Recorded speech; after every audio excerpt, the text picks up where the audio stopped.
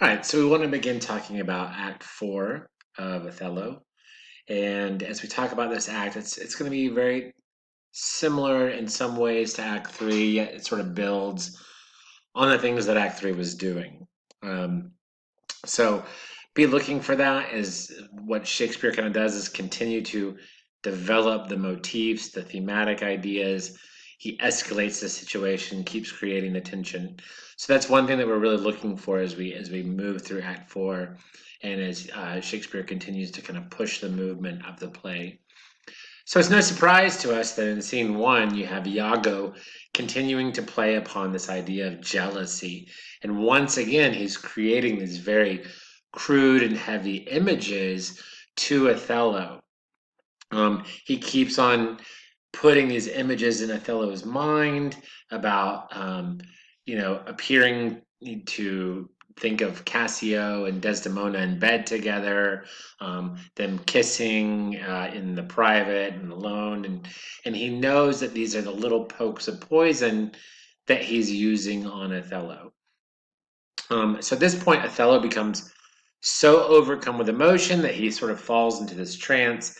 And there's this line that sort of indicates that it's an epileptic seizure later on. So we know that Othello is so affected by this that it's not only hurting his mental and emotional state, but it's somatically hurting him too. His physical body itself is fatigued from it, and he's starting to develop a real sense of physical sickness as well. Iago talks about Bianca so that Othello can conclude that Cassio's disparaging remarks are about Desdemona. So, after he pulls Othello out of this trance, Iago's like, "Here, listen to me talk to Cassio, and we'll see how that goes." But as he talks to Cassio, he's talking to Cassio about Bianca, and Cassio says some not of the most wonderful things ever. Ironically, what adds more credibility is that when Bianca even enters the scene and she berates Cassio for giving her some minx's token. Minx is sort of another word for like a girl on the side, a prostitute, that sort of idea to copy. So not only is Othello seeing what he thinks is Cassio talking about Desdemona, he sees, while he's actually talking about Bianca, he then sees Bianca come in with the handkerchief and berate Cassio for trying to get her to copy that very handkerchief that Othello had given Desdemona. So the end of the scene of scene 1 establishes these sort of overt changes in Othello that have occurred over a short period of time. When Desdemona learns that Othello is commissioned back to Venice and Cassio has been appointed in his stead, she's happy for Cassio, but then Othello begins to interpret that that genuine feeling of success for Cassio being, put to that term of appointment to a feeling of proof of their love together, proof of their affair behind Othello and Desdemona's back, like Othello's back, Desdemona and Cassio having that. So that's sort of what Othello's seeing as he sees this. It's this very interesting sense of situational irony. We, for that sort of idea of what's happening as the readers view it. Um, so at the end of scene 1, Othello strikes her. He strikes Desdemona, and Lodovico, who has come, to give these orders, he is so moved at how different Othello seems. And he says, "Is this the noble Moor whom our full senate call all in all sufficient? Is this the nature whom passion could not shake?" It's clear that the pestilence with which Iago has infected Othello has not only changed the way he thinks, but also the way that he's acting. Lodovico is sort of that outside character that comments on that process. So then we move to Act 4, Scene 2. And what happens at this point is that Othello asks Emilia, who is Iago's wife, if she has noticed anything, and she says, "No, I haven't seen anything." And she says, "If any wretch has put this into your head, let heaven requite it with a serpent's curse."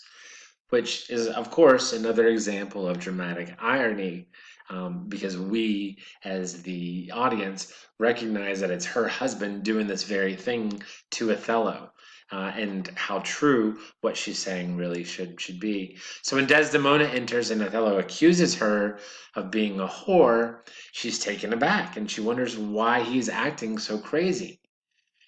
She says, "I'm innocent.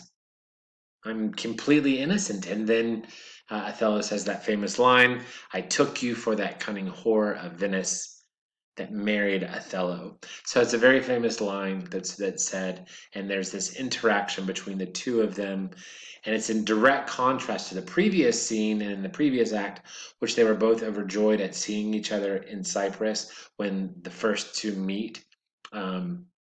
When their ships get safely to the harbor. So there's this sort of contrast between those two scenes, the happiness that was there and this sort of at complete distant odd between the two.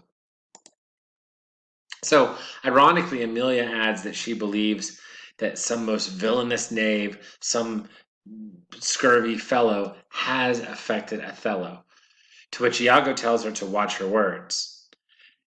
It's very interesting how the truth kind of comes out throughout the play, and yet it's created this sense of tension because we know the truth, we see the truth coming out in the characters, but it's never fully comprehended. So she uses this idea that there's got to be some person that has really pushed Othello to this point, and this comment. Later on, she even says that this has even gone to the point where some people have even suspected me with the Moor. And that's a comment that alludes to Iago's suspicion from Act 2 when he thought, oh, perhaps Othello had slept with his wife. And so this actually is one of the interesting cases where we see that didn't happen, it didn't occur, and now Iago has this understanding where he knows that this isn't true, and yet he still continues his plan. He doesn't really have the right to be jealous anymore, or to want the revenge on that. So he's doing evils for evil's sake. And so we saw that also that Iago was, in fact, actually jealous as well back in the past of that past scene. But here it's like he's got to come to terms with that, and that sense of just possible doing evil for evil's sake is really coming to the foray here with Iago. Now, Iago swindled Roderigo out of his possessions to use as gifts, which he never delivered to Desdemona. He placates Roderigo's anger with a scheme to remove Cassio before Othello leaves Cyprus. And then he wants to make Roderigo think that Cassio is the obstacle between Desdemona and him. So Roderigo is sort of like the simple, stupid villain in a movie, and he is just being used by the good villain, but who's strong and actually intelligent and actually evil. So Rodrigo is just being used here. He is real mad at Iago at first, and then it just takes very very simple few phrases to get him, oh yeah, this is what I need to do.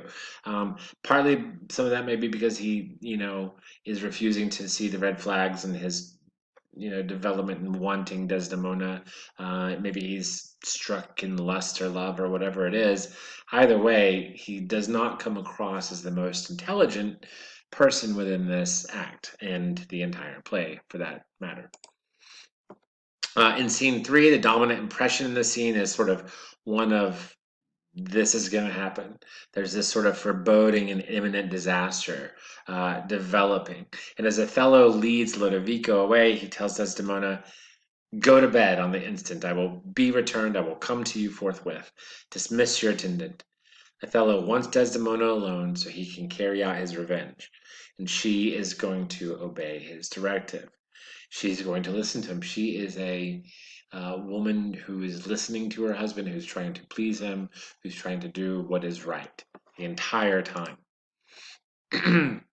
And then the ending of the scene, as we sort of move to the end of Act 4, she sits with Emilia, and Emilia and her talk about sort of, is this really even a possibility that husbands could think this of their wives?